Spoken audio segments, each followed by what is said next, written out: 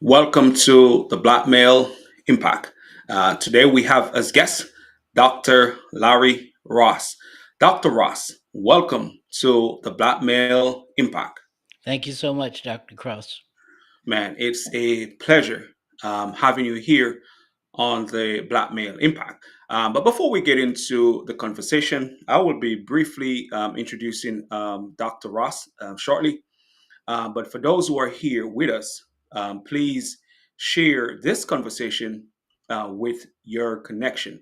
I can guarantee you, you will get something of value from this conversation today.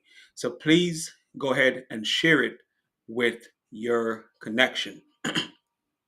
So, just to briefly introduce Dr. Ross, Dr. Ross, which I'm going to start with his education background. He holds a Bachelor's of Arts, International Studies degree in political science. And just to say, Dr. Ross have achieved the highest honors from cum laude in all his endeavors. So he also holds a bachelor's degree in history and a bachelor's degree in anthropology and a master's degree in anthropology and a PhD in anthropology. And he's currently the Cambridge academic panelist.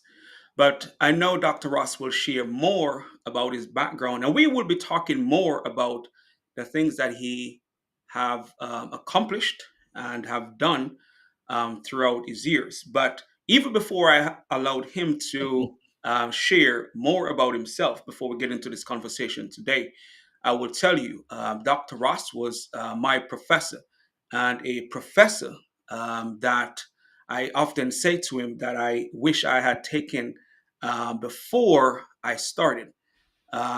He's one of those professors that hold you accountable and hold you to high regards because he wants the best for you as a student. And that was whilst I was at Lincoln University. So, Dr. Ross, if you don't mind, please go ahead and share more about yourself to the listeners so they can get to understand and know you a little bit better. Well, thank you so much, Dr. Cross, for inviting me. And you were one of my graduate students, and you turned out to be the most outstanding graduate student I've ever had. I'm thoroughly impressed with all your accomplishments and what you did at Clark Atlanta is significant for me because I was in Black Studies and Dr. W.E.B. Du Bois' work at Clark Atlanta established academically competitive programs there, and we revere that. So, that accomplishment that you made is historically significant. That puts you in history itself. You're in history. Now, ladies and gentlemen, I'll tell you a little bit about my background. I was born in Cleveland, Ohio. Most of you may never have been there. It is on the north coast of the United States, right on the Great Lakes, Lake Erie. We have a border with Pennsylvania. That's how far east it is. So it's northeast Ohio. And if you cross Lake Erie, you will be in Toronto. You'll be in Canada. So that's Wow. how north. So we had serious winter there. That was something I got used to. And when I worked at the Cleveland Museum of Natural History, I had a job where I had to go into the freezer. We had a big walk-in freezer, and so I was using freeze thaw cycles to on various artifacts from around the world. And what we do, the freeze thaw cycles, that way you avert using paradichlorobenzene. And paradichlorobenzene is sort of like mothballs. It's poisonous to the people in the museum. So that was my research at the Cleveland Museum of Natural History, eliminating paradichlorobenzene use in museum curation. So again, I triple majored in anthropology, history, and international studies at Case Western Reserve University. And it just happened to be a center of anthropology because in 1974, one of the professors, Dr. Donald Johansson at Case Western, found Lucy, Australopithecus afarensis, in Ethiopia. And some of you may have heard of that. It's a fossil that's dated at 3.2 million years ago, and it revolutionized what everybody thought about humans because it was an upright walking biped, a bipedal um, hominid, and that was the game changer. So that just happened to be at Case Western Reserve University, and the Cleveland Museum of Natural History is on that campus too. So physical anthropology was just absolutely a game changer for the world at that time.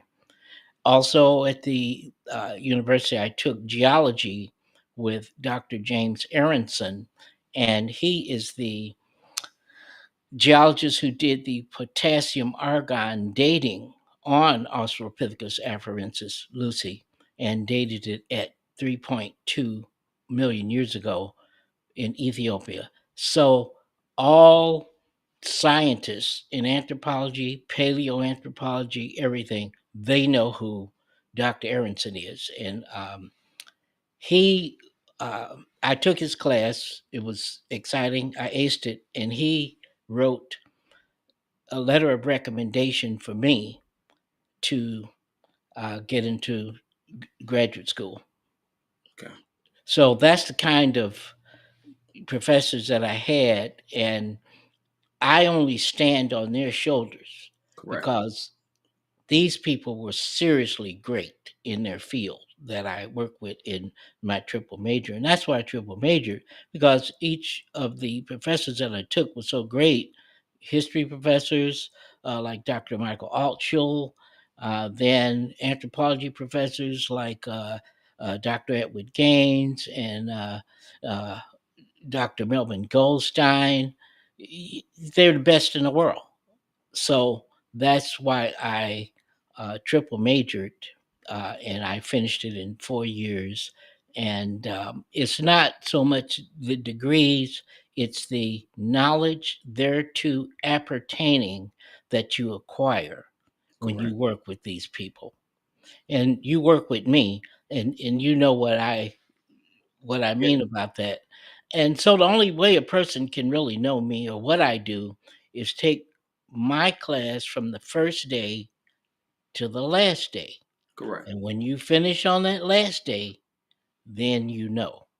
You know what I do and what I'm about, you Oh know. yeah. Just for the people here, I can tell you. I had a different perspective whilst I was in your class, even though at a time when you told me that I could, move on and do the doctoral program, I still had doubts, because that's not the background that I was coming from. But, someone like you who could see it even before I did.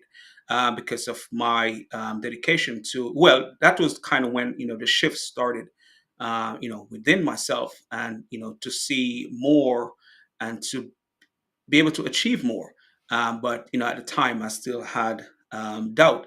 But just to just to the work and the expectation that you set for students in a whole, will, if you have the desire and you want to, you will, because one, you're going to hold us to it, and then you're going to say it is possible, not because I'm telling you, but because you too have seen that once you dedicate yourself to your academics especially, you can achieve more than the norm.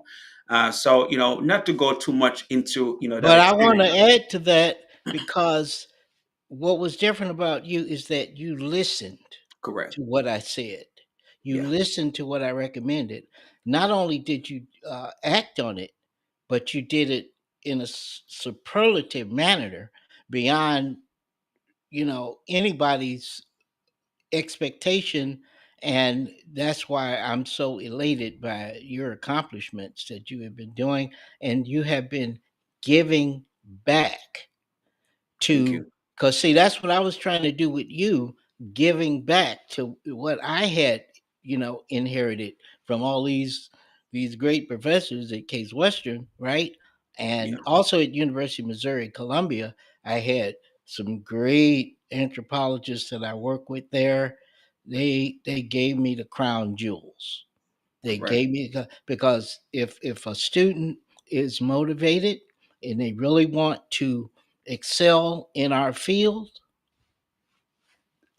we just open the floodgates for them. And so that's what I did with you. Yeah. You knew you could come to me. You knew Correct. I was in your corner. Correct. And as you just stated, once a student, show that they have the desire, and not only that, as you mentioned, if once you show that you will listen, because that is a very important part of learning, and for transformation. Because if you have people who have your best interest at heart, are willing to share with you what it takes to be successful, and you are willing to listen, automatically you're going to experience the transformation. But I'm going to go straight into the questions, which I don't think we'll be able to and go through all the questions today, but we'll try, our best to go through the question. And I know you shared your background and stuff like that, which we may still go a little bit more into some of the earlier experiences that you had. So my first question to you, um, which is a reflection and conversation questions: how was your upbringing shaped by your view of being a man? In the earlier part of your journey. I will say that the answer to that question is probably different from everyone, for everyone, but I can only tell you what it was for me. Correct. And the reason for that is everyone is born into a culture that's already going on when you get there. Cool. So, ladies and gentlemen, remember that everyone is born into a culture that's already going on when you get there. Now, we think of ourselves as individuals and making our own choices and all that. Wrong. You didn't choose who your parents were. You didn't choose where you'd live. You didn't choose what you'd eat. You didn't choose what you'd wear. You didn't choose where you go to school. You didn't choose anything. These things are part of your socialization, and it's all decided by somebody else. Wow. So everyone is born into a culture that's already going on when you get there. So the choices are being made by somebody else for you, and you can grow into it. Now, with my upbringing, I didn't realize it at the time because I was a child, of course. Yeah. My father was a World War II veteran in the United States Army. My grandfather was also a World War One veteran in the United States Army. He fought in France and he won the Croix de Guerre, William Phillips, and the form of that name was actually Philip Okay. before it was in the 1800s and 1700s. But anyway, though we had a two-family house with a double lot in Cleveland, Ohio, that my parents and grandparents bought together. So my grandparents lived upstairs. My grandfather and grandmother, my grandmother, um, Eleanor Avant, was like an angel.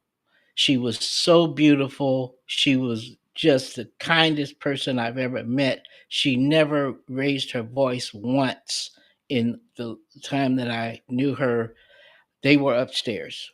And my father and my brother and two sisters, we lived downstairs. And so it was a double lot. So, but behind the two-car garage was a garden that had loam soil. So, some of you that might not know about soil, loam soil is black jet black is the most productive soil that you can get.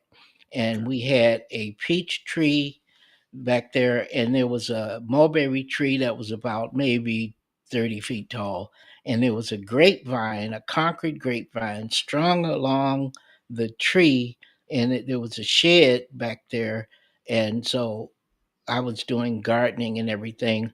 My grandfather uh, took me under his wing. We have a tradition of blacksmiths in our history. His father was a blacksmith.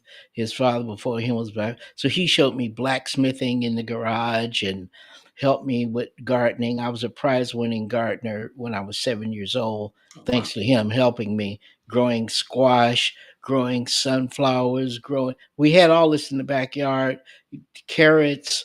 This is before anybody thought about organic. This was organic. There wasn't any fertilizer, so you didn't need it with loam soil. Well, Correct. anyway, we never ate the food that was growing. It was just something I did for school. Okay. So it's a strange thing. We weren't thinking about organic food and stuff like that at that time. So I had an idyllic upbringing. Now, my father was an alcoholic. He was a chain smoking alcoholic. He was great when he was not drinking, and when he was drinking, it was another story. Right. Well, he came from Mississippi. His he had nine. There were nine children. His father was also a World War I veteran, and I heard that he went to college and became an insurance man. But Okay. he married um, Bessie Ross, who was an absolute beauty. I have pictures of her. And she passed away. I never got to meet her, but I did go down in 1961 to Crenshaw, Mississippi, and I met my fraternal grandfather, and he was really something. And he Wow. had his daughters, my aunts, they all lived in Chicago. They were beauty queens. My Aunt Frances, my Aunt Lorraine, they would Rialma, they would just because their mother was, and it was the same thing with my grandmother. And Correct. so my mother was very beautiful. She was married 4 times. Everybody wanted to marry her, Oh, even wow. when she was married. Oh, wow. So then my sister, who was 2 years older than me, she was so beautiful, people went crazy over her from the time that she was a baby. And when I was, 10, 12 years old, guys would come up to me all the time. Hey, man, talk to your sister for me, man. Can you? So we had these beautiful women in the family, and uh, it was just, I didn't understand it all at the time, what my life was, but it was almost an idyllic upbringing. And when you talk about parenting, I had grandparents, and parents in the same Same. house. Those were the role models. These men were military men. They had discipline. They taught me discipline. You know, uh, so part of it was verbal and nonverbal, but you could Correct. observe the behavior and the nurturing and everything. And so I would say my grandfather had a tremendous impact because he lived to be 102 years old. Yeah. His mother, who was my great grandmother, she was born in 1868. She was married 4 times. She had 18 children, and she lived to Wow. be 102. Oh, wow. But and I don't want to cut you off because that's a very interesting story itself. But I want to go back to born into a culture already going on, Right. because we all, as you mentioned, have that experience. We didn't choose where we were born. We didn't choose the parents we were born to. We all have different experiences, and those experiences really shaped our perspective on life, which I think is really important. But if you should compare well, not say compare, but the experience that you had, right? How did it shape your perspective on possibility? Being that Well, you have the military background and stuff like that. well, I think I felt valued, as a son and as a child by my father and my grandfather and my mother and grandmother. So that parental input, was probably a stabilizing factor. And I did really well in school. I don't know why, but I was a straight A student from the time I went to kindergarten. And so people would come to our house, to see my report card Oh wow. because they just never saw anything like that. And then they would give me some money. And so I was buying books at 6 years old, like Cat in the Hat books. I was reading books outside of school. That's what I wanted to do. So the environment really helped to shape your desire for learning, because that's the earliest part of socialization. you know Absolutely. our homes and stuff like that. So that's a valid point. Feeling valued in a home, I think it really helps to shape your perspective on what is possible, being that they were coming to you, and especially when people start to value the things that you do, especially at a young age, you want to do more of it. But I want to go into the next question that I have here. What were you taught about success growing up, and has that changed? It was very specific. My father told me, I don't care what you do. You can do anything you want to do. Just be the best at it. My mother told me I could do anything except being a lawyer and a medical doctor. She didn't want me to do that.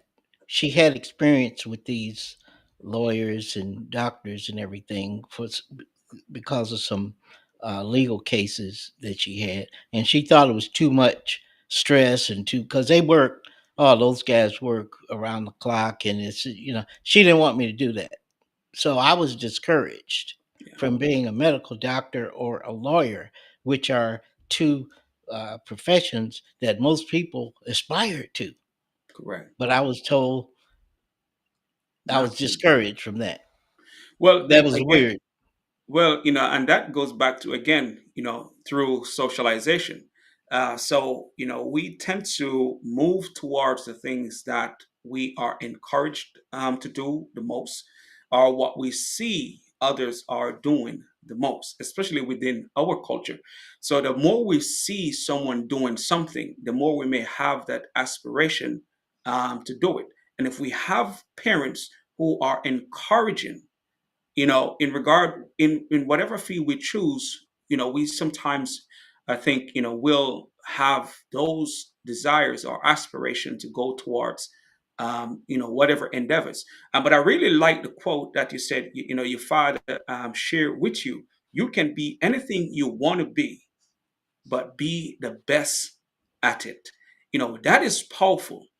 And to have that, as part of your foundation, I can see, when I was looking through, your CV, your bio, and stuff like that, of all the awards and how you have excelled academically, you take on that perspective from your father seriously, just by looking at the work you have done, even whilst I was a student in your class, because then you hold us to that expectation, which is really important. As you said earlier when we started the conversation, you know, what we, I forget what exactly what I was going to say, but, the expectation really makes a difference, when it comes to what we do. Because if we have people around us that hold us to high expectation or higher standards, and they stand on it, you will either adjust to it or you run away from it. And once you adjust to it, you're more likely to achieve those goals. So that leads me to my next question: how did your environment, which you kind of answer already, but I still want to ask this question, just for the listeners out there as well. How did your environment influence your self worth? Well, again, the academics was part of it because I became free by the time I was 8 years old. Because in the third grade, I had some white teachers at the Margaret Ireland Elementary School, and they decided to give me an IQ test Oh, because wow. I had all these straight A's. What's going on here? I don't know whether they thought I was cheating or what, but they gave me the IQ test, and they didn't tell me what the score was, but they said it was very high, and they took me out of the African American school and put me into the white schools in 1961. Wow. And that was when I learned French. I learned to speak French from Madame Feening. Hmm. Allons enfants, le patrie, le jeu de gloire est arrivé, all that stuff. And I learned violin and I started playing in the orchestra. Had a great teacher, Mrs. Tidcombe, and I excelled at orchestra. I don't know why or how, because nobody else. Well, my sister, that was 2 years older than me, she did take piano lessons and she played violin and she sang. Mhm. And but that was the only ones that really. And then later, my brother, he picked up clarinet and he got into the band in junior high. But so I mean, it was like you can do anything kind of thing. But at 8 years old, that's when I was free because I would ride the city bus to school, and I had to take three buses to get there because the city's pretty big, and so I had to go.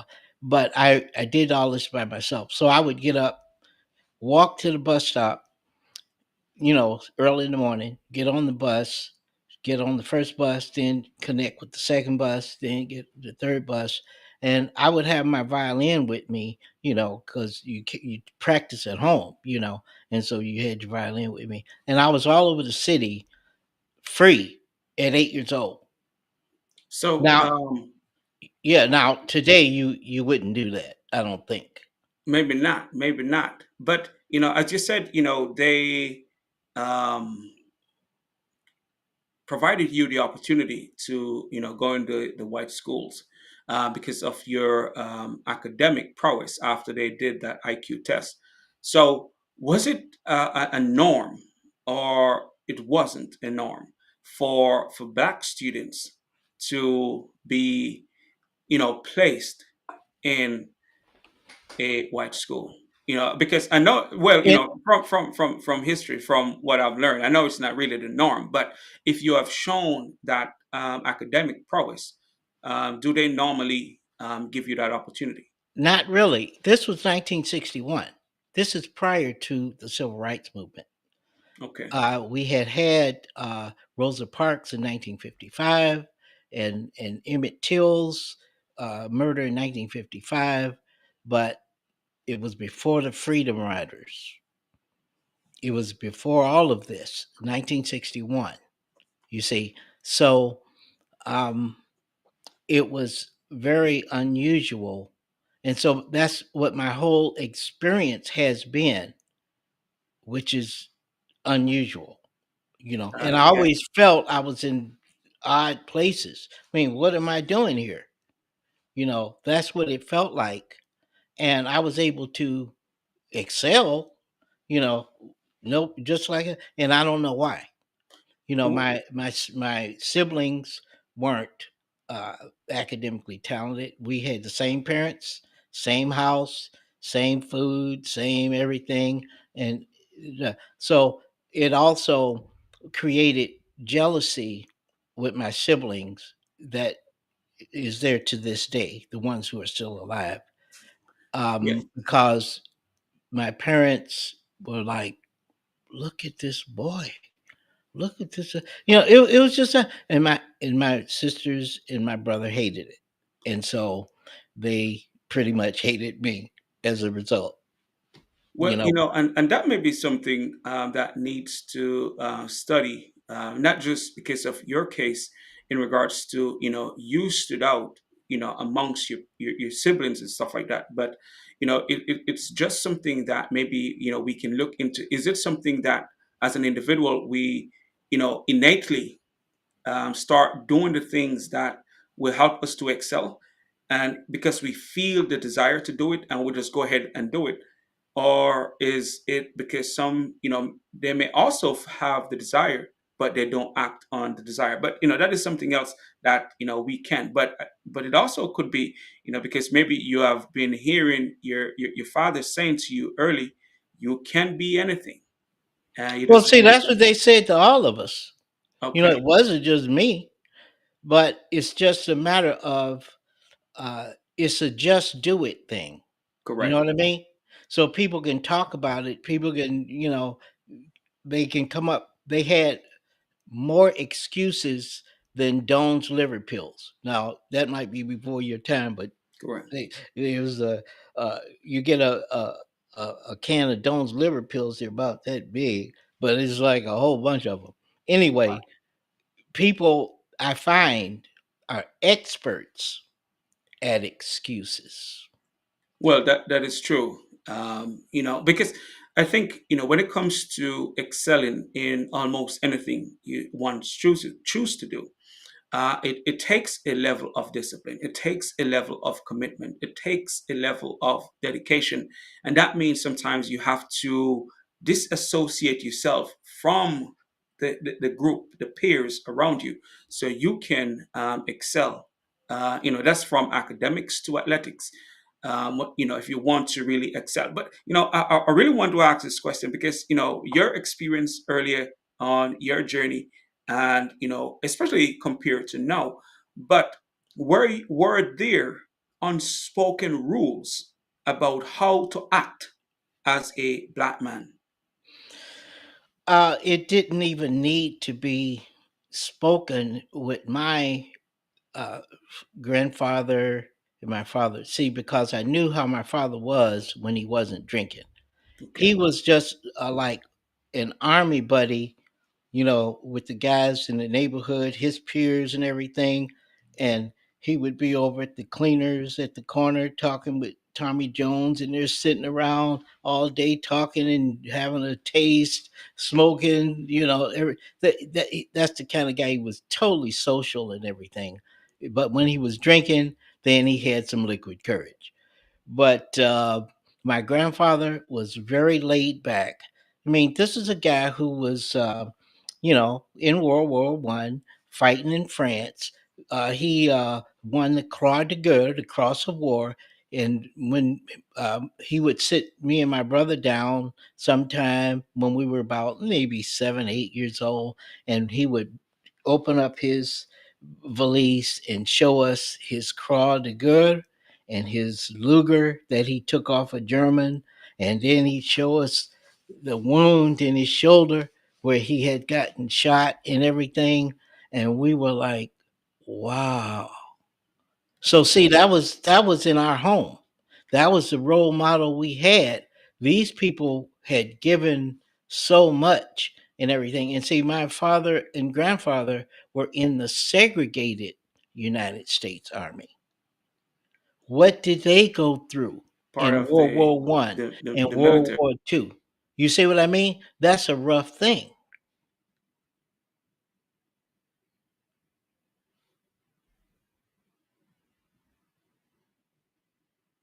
is It seems that your connection has been broken. So since Dr. Cross, are you back?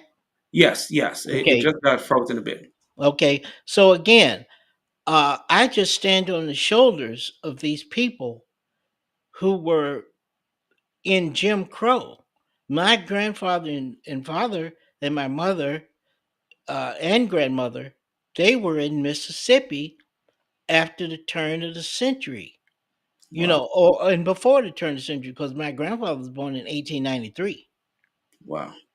He's in the 19th century, and he lived to 1995. Oh How yeah. much time is that? And so they went through something that is so rough. What is my excuse? And the same thing for everybody else.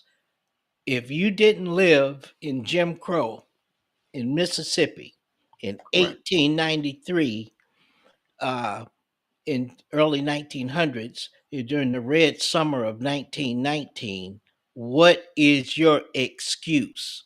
So I ask, as I have said to you many times, Dr. Cross, how long will you be a prisoner of History. history? Now we know what the history is. So you can make all kinds of excuses because of the situation that we're in, because of the history. But that is an excuse at this point that we cannot afford. So, Dr. Cross, you took the initiative, and I took the initiative, and we fought our battles through the process and everything, taking it from where it was. And so Correct. everybody can take it from where it is. And you have been doing motivational work for years, telling people to take it from where it is. Correct. You know, don't accept the status quo. I think for me, the turning point was when I went to Africa. I went to Africa in 1988 as the Rotary International GSE ambassador Yeah. from District 663 to District 914, which was Nigeria. Correct. There I encountered um, cultural diversity because if I ask anybody how many languages are spoken in Nigeria, of course you wouldn't know. Of course I didn't know either. But see, that's what learning is about. You find out. Correct.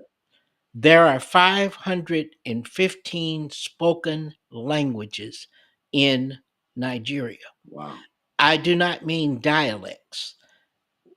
In anthropology, we call these mutually unintelligible languages. So let me explain what mutually unintelligible language means. For example, if I say to you, Sokan Wabel, Kushtech Bishabel, uh, so you wouldn't know what that meant at all. Well, the Yeah. reason is that's Yucatec Mayan. You don't Okay. speak Yucatec Mayan. It's a mutually unintelligible language to you, right? Right. So Nigeria has 515 mutually unintelligible languages that are spoken there.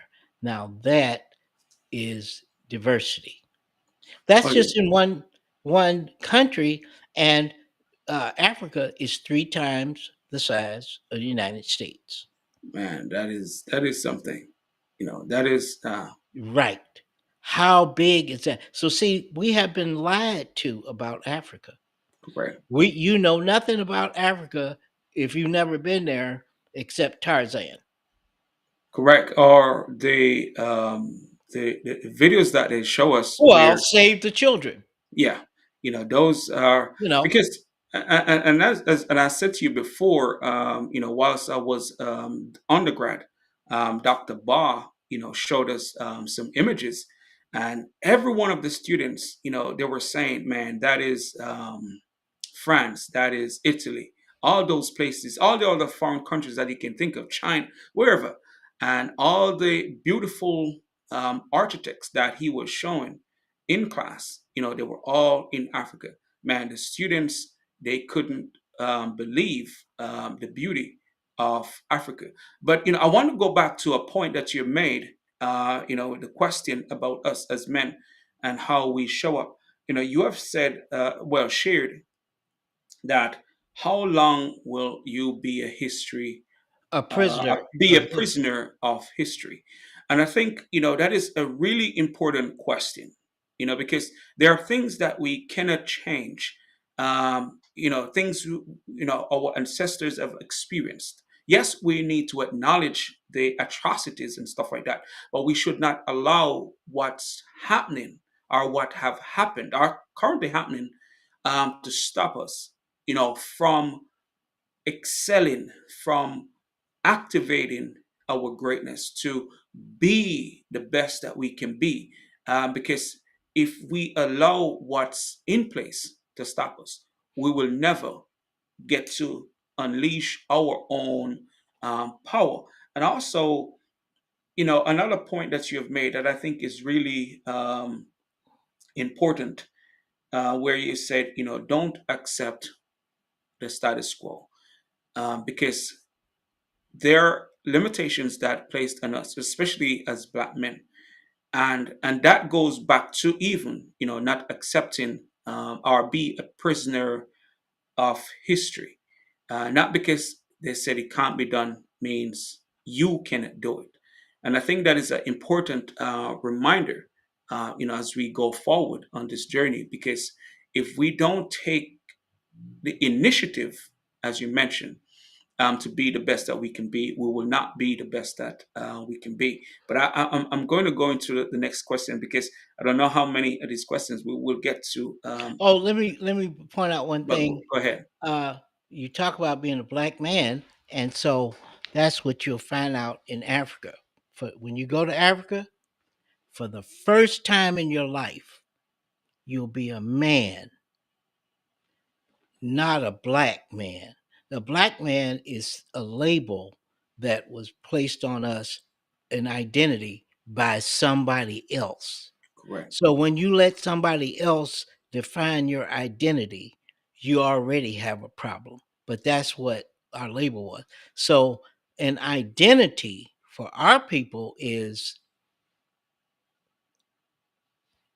Hausa, Fulani, um, Yoruba, Igbo. That's what the African people's identity, our ancestors were. They have an identity. Color has nothing to do with it. That's not it. So as long as you only know of yourself with an identity that somebody placed on you, a label Yeah. for, and we know why that was for exploitation purposes, Hmm. you're asleep. So see, I was awakened when I went home. That's our home. We're Correct. from somewhere, Correct. and the place we're from is beyond your imagination. It's beyond expectation. And I heard where a lot of once, especially African American, once they go to Africa, their perspective of self change. It's like the shackles just melt away, just by being in that environment, just by being in Africa. It's like, everything that they have heard have, well, the falsification becomes reality, like, everything, like, this is not who you are. You're not limited to the um the labels or the stereotypes that you have been conditioned to think about yourself, especially being in a different country, which is really interesting. Just to be in the environment and almost immediately your sense of self change, because now you can um, And see Dr. yourself Yeah, differently. Dr. Cross, this is not to blame anyone Correct. for not having this insight and enlightenment because I didn't have it myself Correct. until I went there. Because before that I would not have known. Correct. So if you have no sentient relationship with Africa, it's just a fantasy. It's what you don't know. Okay, when you have a sentient relationship with, and when you go over there, everybody looks like you. Correct. I saw a man at one of the events. I thought he was my grandfather. He Wow. looked exactly like my grandfather. And I don't mean close, I mean exactly. So, see, Wow. when you go over there, you're not a minority as we have been taught to be and everything. You are, so see, and for women, here you're a black female or black woman. When you go to Africa, you are a woman. Correct. You see, men, when you go to Africa, you are a man. You see the change in identity and consciousness. So, see, that's what I tried to bring to you uh, Correct. when you were in graduate school and everything. And, you just took it and ran with it at this point. And now you're giving back and enlightening people and everything. Oh yeah, I was hungry. Especially when it, especially for elevating the consciousness or self identity, Hmm. because I slightly have the feeling that things could change, but I just couldn't realize because I too grew up in an environment where I was conditioned to think less of myself. So even though the desire, I had the desire, but I wasn't fully there yet. But once that was removed, then things started to change. But I want to ask this next question: what media images shaped your understanding of what Black men could or couldn't be? In the 1950s and 60s, when I was a child, there wasn't much media of African Americans in the media at all, except for we might see Gone with the Wind with Hattie McDaniel as a maid with the Mammy caricature. And so all of these caricatures and imagery of African Americans were made up by somebody else. And they are housed at the Jim Crow Museum of Racist Memorabilia at Ferris State University, and you can find that online. It's called the Jim Crow Museum of Racist Memorabilia, and all this was made up by somebody else. You'll have the Uncle Tom caricature, the Coon caricature, the Mammy caricature, the Jezebel caricature, the tragic mulatto caricature, and one of the characters that they don't have that at the museum is the Zip Coon caricature. Are you all familiar with the Zip Coon? No, no. Could you explain? Okay, the Zip Coon is a sharp dressed, fast talking Negro talking loud, saying nothing, a whole bunch of gibberish. You know, that is another caricature that they made up. Wow, So all imagery of African Americans was owned by somebody else and created by somebody else. wow, So uh, that's a realization that you have to find out. And so having the luxuries of being at universities and being able to take the and decades to study these things and study our condition. I was in Black Studies at the University of Nebraska at Omaha. And like I say, we are focused on critically examining everything. And see, as an anthropologist, we start at the beginning. We started 3.2 billion years ago, and do the all of the chronology leading up to the present. This would be the Archean, the Proterozoic, the Cambrian, the Devonian, the Silurian, the Triassic, Jurassic, Cretaceous, Carboniferous, the Paleocene, the Eocene, the Miocene, the Pleistocene, and the Holocene, which we are in now from right, 10,000 years ago. We do that full chronology and all the significant terrestrial events that are related to humans. And I talked about Lucy. Lucy is at the terminal Miocene, and between 25 million years and 5 million years ago, uh, that's where you get hominid radiation. So, to understand humans, you really should start at Sahelanthropus jadensis and Auroran jadensis at 6 million years ago, work your way through to um, Ardipithecus ramidus, Ardipithecus cadabra, moving into Lucy, Australopithecus afarensis, Australopithecus africanus, Homo habilis, genus Homo starts at 2.5 million years ago, at Goma with stone tool use, and then you get Homo erectus, Homo sapiens neanderthalensis, and Homo sapiens sapiens ourselves, and all of the human DNA on the planet today is from Homo sapiens sapiens, dated between 200 300,000 years ago in East Africa, in the area of Ethiopia. So all humans are descendants of those original African populations wherever they are on the planet Earth today. So see, that's the understanding, that's the basis, of understanding self and other. You have to start at the beginning instead of starting at the end. Man, that's really profound. And, that's knowledge that, will take some time to fully grasp.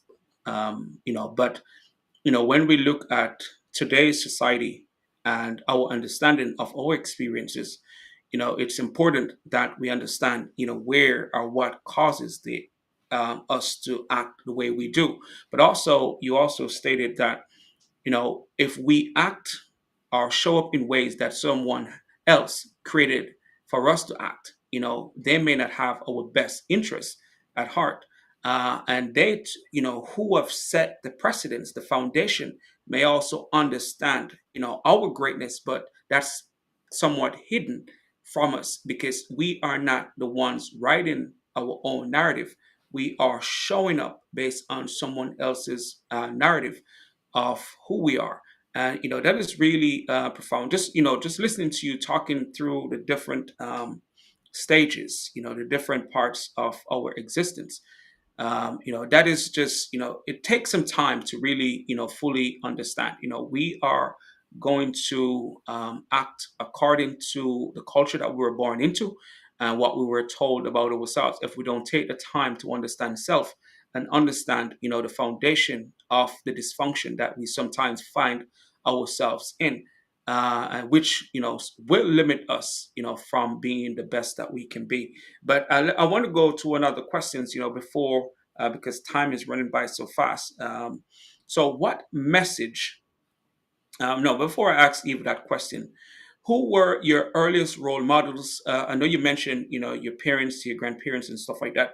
And how did they impact you? Just briefly, how did they impact you? Or if you had other role models, and how did they impact you? I would say beyond my parents, it would have been my teachers. I listened to my teachers. I learned from my teachers. I was just so rewarded by having these people. And of course, if you are willing to work and if you really want to learn, the teachers will go into the earth for you. So when I became a violinist and started playing in the orchestras, I just took to it like a fish of water.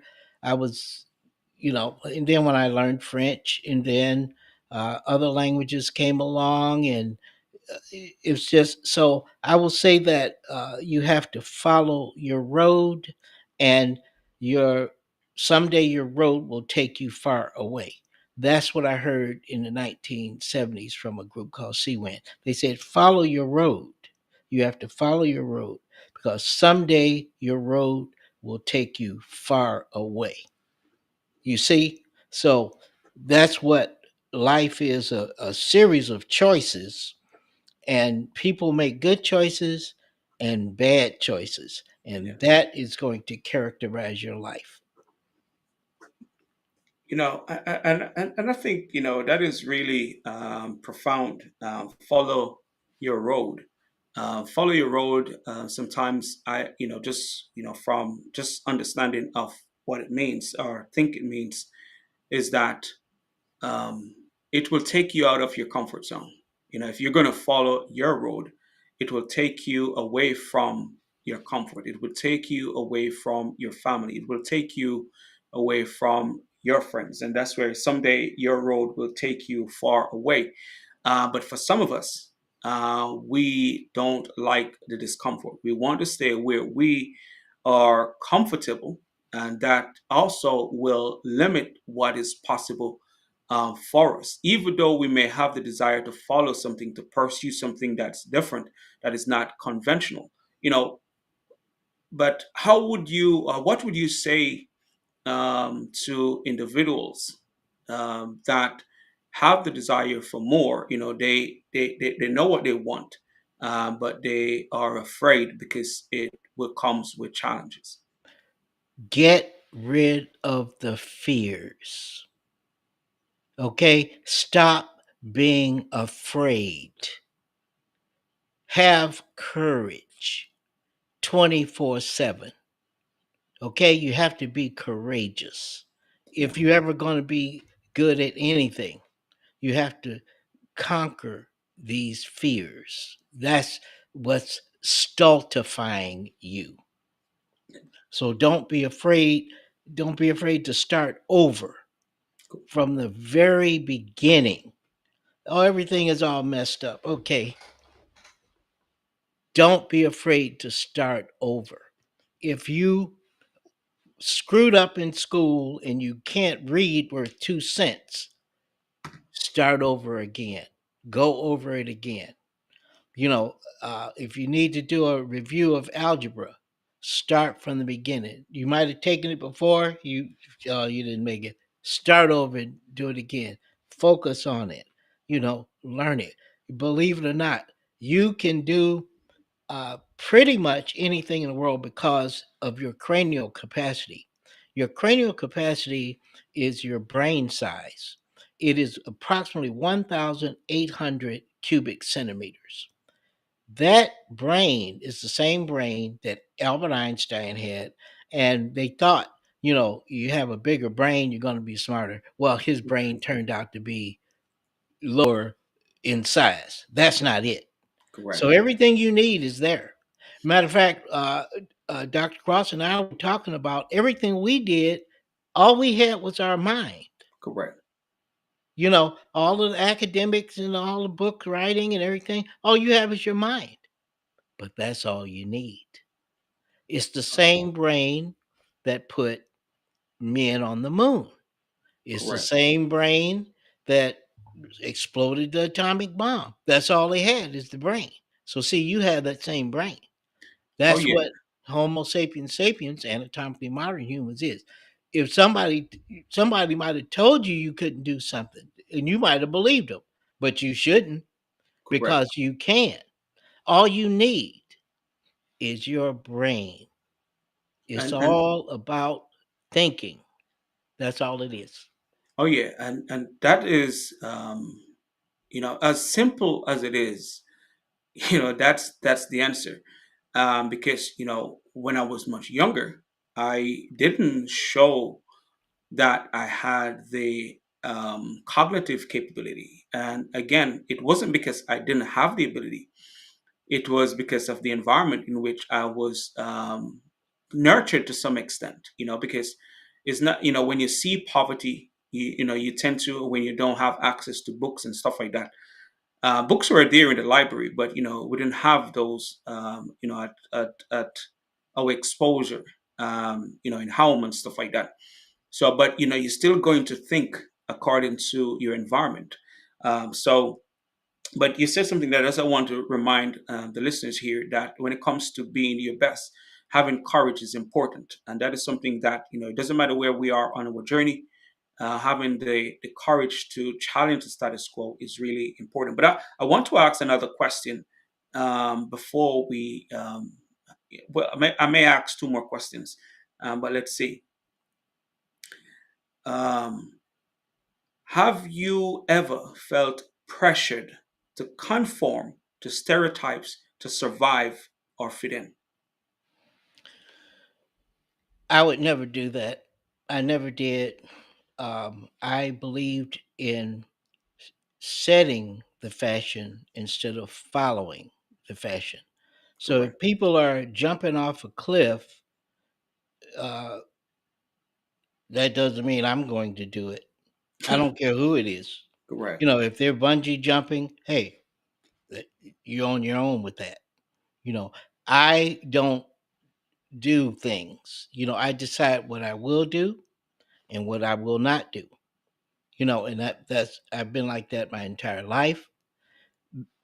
People can't even force me to do something that I don't want to do that I think is wrong or whatever is, you know, no. So stand your ground. You know And, what I mean? and that is important, an important reminder, because people think they have to fit in. No, I never did that. I would set the fashion instead of following the fashion. I was always Correct. in bands. You know, Okay. I was the leader of the band, not just because they liked me or how I looked or something. I had the deepest knowledge, the deepest technical knowledge of music, music theory, arranging instruments. That's why I was the leader of the band.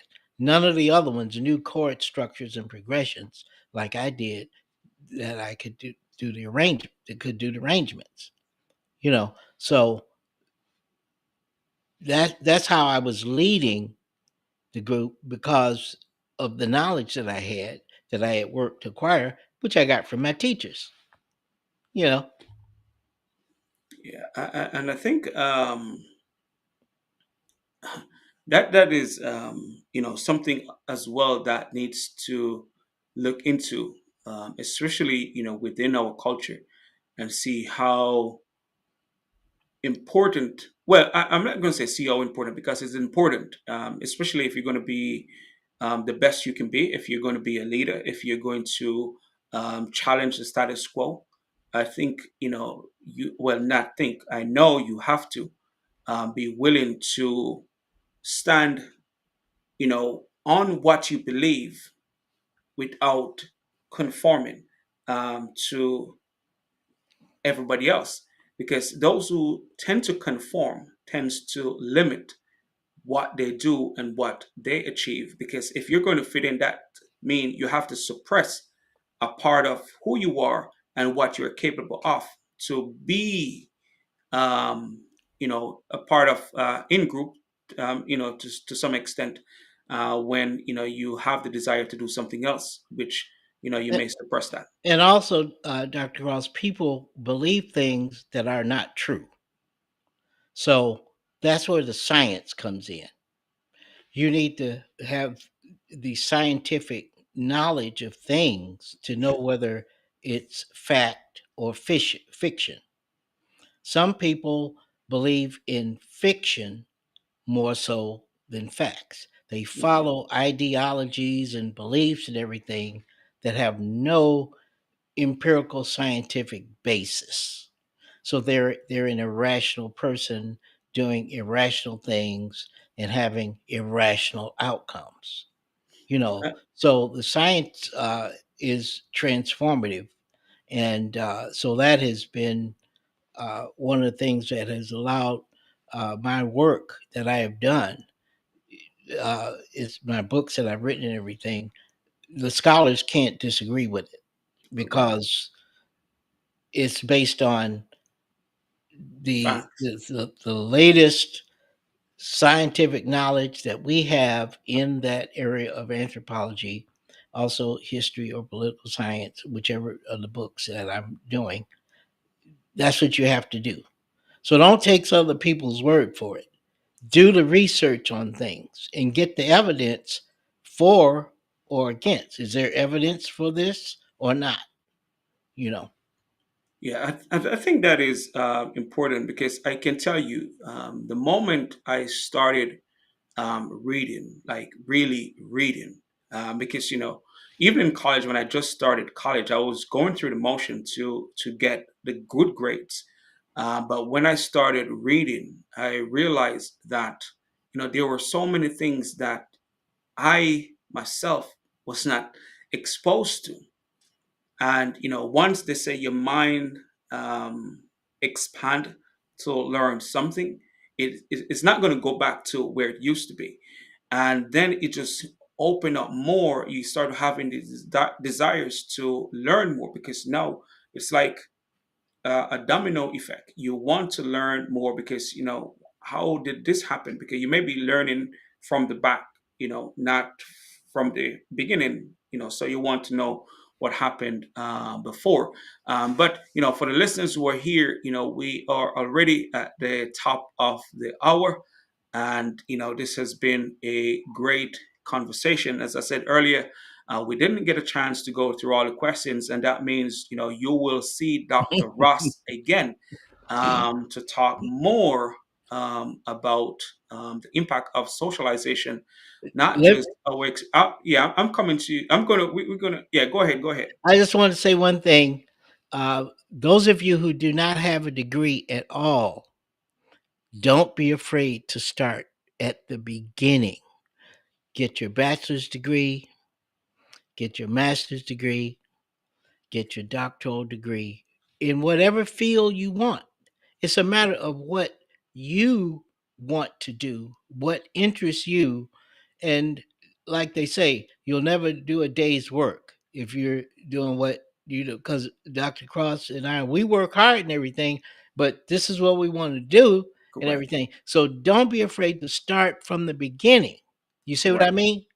If you don't, you just finished high school, or if you haven't finished high school, you get your GED and finish, then you go to community college and take some classes. And it doesn't matter how long it takes. Don't try to do it in 3, 4, 5 years, 10 years. The time doesn't matter, because what you're doing is the best thing you'll ever do in this lifetime.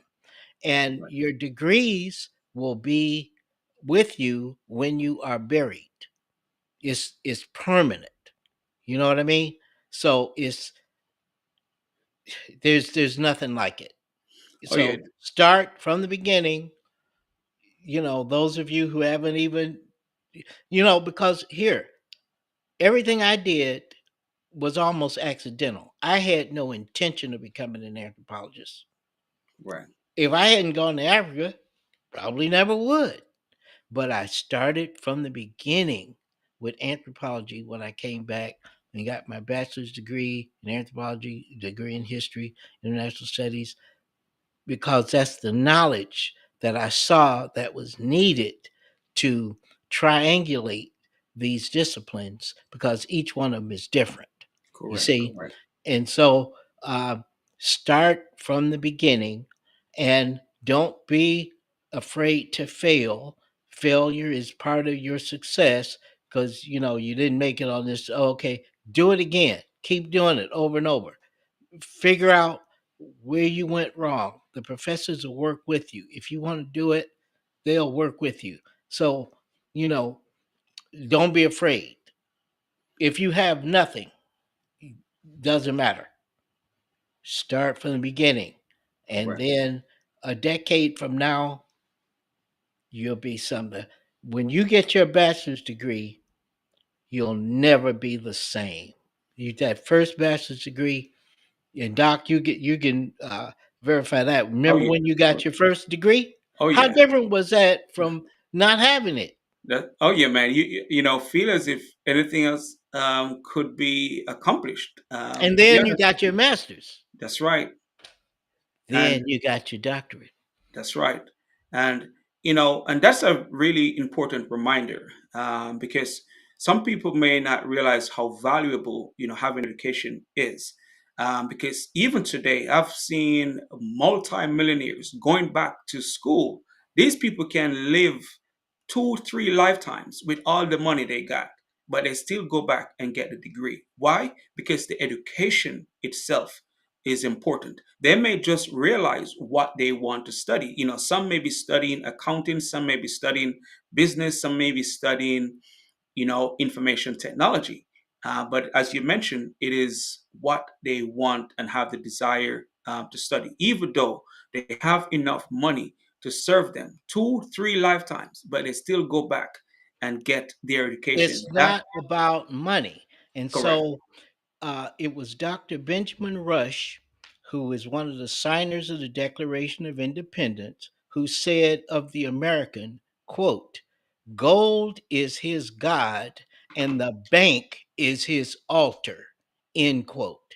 So, see, people are just obsessed with money, money, money. Well, that's what we're taught. We're Yeah, taught that here in America. You know, the only problem is that it's very shallow correct. because when you get all the money and everything, you know what money can do? It can do one main thing: buy stuff. Mhm. That's what money can do. You can buy stuff. Now, what happens after you bought everything? Life maybe It's still, you have it's a a lot of blank. stuff. Yeah, you have a lot It's of a stuff. blank. Yeah. You see? So that's not it. I know we have been s- taught to make more money, get a job, make more money, and everything. Are you living to work or you working to live? Which one is it? But the multinational corporations want you to be working all the time because that's how they make their profits off of the working class, and so you may not be familiar with the concept of free income, but that's what the multinational corporations are doing. Now, that's a sociological theory from Dr. Thorsten Bundy Veblen. Now, let me quickly explain what free income is and what you'll never get. And I'm going to use the example of Walmart. This is not to denigrate Walmart or anything, but if you work at Walmart, you make $15 an hour, maybe. Let's say it's 2 weeks before Christmas. The store does $300,000. You make $15 an hour. The week before Christmas, the store is really busy. It's going to do $2.2 million. You make $15 an hour. Well, Christmas Eve, all those late shoppers, the last ones coming in, they're all over the place. The store makes $7.2 million. You make $15 an hour. Well, where does that money go? It goes to the owners. They're making what's called free income in sociological theory. You'll never get that just working, making $15 an hour. You'll never get there. That's the structure Mhm. of capitalism. You see what I mean? Oh yeah. Oh yeah. All right. So, So yeah, go no, go ahead. so it's a realization of what's called democratic and authoritarian techniques. This is from Dr. Lewis Mumford. And the only reason you'll learn these things is by being in a university and getting an education. Because if you're just doing a 9 to 5 and everything, and like I did and everybody else, you never even figure it out. You're not going to figure it out. That's what universities are for. So these universities are the repositories of knowledge beyond your belief. Oh yeah, we do get the opportunity to learn, um, not just what's happening currently, but the foundation, so we can have a better understanding of what's happening currently in our environment. I know you're share, which we're going to be closing soon, right now, in a minute. That when you want something, you should have courage to do it. But if you could say anything to this current generation, a message of encouragement, what would that be? Dr. Du Bois stressed it's not I, it's we. Correct. Okay? So this selfishness, that is not going to help, you know, the situation or conditions, So people have to start look back to the civil rights movement, um, documentaries, and you'll get an understanding of what it was like for us in our time, and how we came together and stuff like that. But I know, see, in the 1950s, we had a phone in our house, one phone. Everybody used it. We had a television. Everybody watched the television. Then in the 1960s, people started having a portable television in their own bedroom. So no longer you was everybody watching television. No, then uh, later people start getting their own phones, and that individuality has just blossomed to. In people, the family had a car. Now everybody has their own car. Oh You know yeah. what I mean? Oh So yeah. that's what's happened. This individuation is really taken away from, and so it's created isolation. So people are isolated. I was never isolated growing up, as a teenager and everything. I was playing in bands. We were always playing in clubs. We were doing concerts outdoors. There was 7 or 8 guys in the band. We all had girlfriends, family. We go at one guy's house and practice or whatever. You know, it was totally social. We didn't have any computers, you know, that we were sitting at all the time. But like I say, you know, this individuation that has happened, if in the information age, that's not in our interest. That's not a benefit, for us. Yeah, So especially within our community, we have to learn to be of support, but also that individualism, it is also conditioning. We are conditioned to focus on self, and that's not going to really move the needle forward. But Dr. Ross, before we close today, where can the listeners, touch base with you? I know you're not so much on social media, but um, I don't. I'm not on social media at all. Um, I am on LinkedIn, yeah, and I've been on there since probably about 2003 or 4 or something like that. But I don't do any social media, and you know, I just I'm more of a real in person, connection, correct. with people, real socialization, not having thousands and thousands and thousands of friends.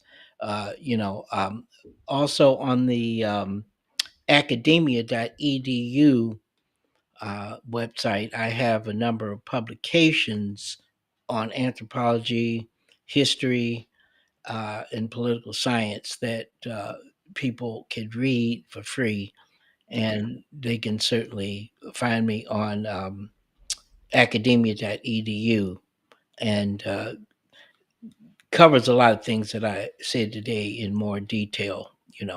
okay. What are the titles of your books again for the listeners? The first book is African American Jazz Musicians in the Diaspora, and that is about the migration of jazz musicians to Europe and other parts of the world during Jim Crow, where they were accepted as the epitome of culture. And a lot of you may know about Josephine Baker. She didn't go over until 1925, but before that, Sidney Bechet was the first international jazz star in 1919. He played at Buckingham Palace for King George V, and King George came up to him after the show, and he just said the thing that he liked the most, the King of England, the thing he liked the most from the Bechet's performance was the blues. Okay, That's what the king said. That's what African Americans brought to the table. You see, they were the epitome of culture in 1919 with James Reese Europe and his 369th Infantry Band. They were considered to be the best band in the world in Wow. 1919. Okay, so Josephine Baker had a fabulous career in Europe, and she ended up getting a castle over there, and she worked for the French resistance during World War II, and just all kinds of things. But I started in Denmark in 1983, where I went to research what Dexter Gordon had experienced. He's a saxophonist and had experienced in Denmark, and to see if it was real, because the jazz musicians in America were telling me about Dexter Gordon and what these experiences. We had a guy from Cleveland who was a pianist named uh, Bobby Few, and he migrated to Paris, and so that was just a big thing in the '60s. We thought, wow. So I ended up going over to Denmark, and I found out it was true. The Wow. African Americans are accepted over there is just on the same level as Mozart, Beethoven, and Bach. That's the way the Europeans saw African American jazz. Wow. So the first book is about those migrations and the lifestyles that these various people had over there. The second book is Nubian Egypt, 10,000 BC to 400 AD, from prehistory to the Meroitic period. Now, that's very anthropological, but it's about Egypt and Nubia. And most people don't know anything about Nubia because it's not in the academic curriculum. But Nubia is the site of the first astronomical observatory built by humans, and that you've all heard of Stonehenge, which was built in 2500 BC. Nabta Playa was built in Africa at 7500 BC, 5,000 years before Stonehenge. The Africans built an astronomical marker at the site of Nabta Playa. You've never heard of it. Wow. Well, Scientific American published the article on it in 1998. But this African history and prehistory is left out of the curriculum. You would not know anything about it. So, by becoming an anthropologist, and one of the professors I had at University of Missouri Columbia, Dr. Ralph Roulette, he was an archaeologist. He did his PhD at Harvard around 1968. Then he came to Missouri and taught for about 42 years or so. He was on my dissertation committee. And in 1994, he told me that, did you know that there are 90 pyramids in Egypt and there are 300 pyramids in Nubia? What? Why would there be 300 pyramids in Nubia and only 90 in Egypt? And everybody is talking about Egypt and the pyramids. He said, I want you to investigate this and figure this out. He was elated that I took that on in 1994. And the book was published around 2013. It took me 19 years Oh, to wow.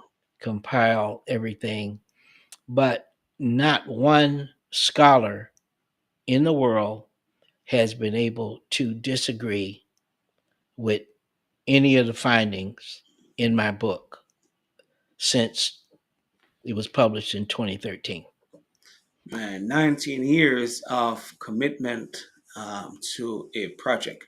That is real dedication, not just to the process to gather the information, but also to preserve history. And that is commendable. So, Dr. Ross, I know we have gone over. the time, but it was a pleasure, Uh, having you here. Dr. Cross, did we go over time when you came up to Columbia and we met at Barnes and Noble and went to Columbia Mall? Did we go over time? Well, it's always a great conversation, just to talk with you about, the experience and the knowledge, because and we still, out of the questions I have, I think I have like about 20 questions, and we only got to 10 questions. So it's, it's just, great, just to hear, your perspective.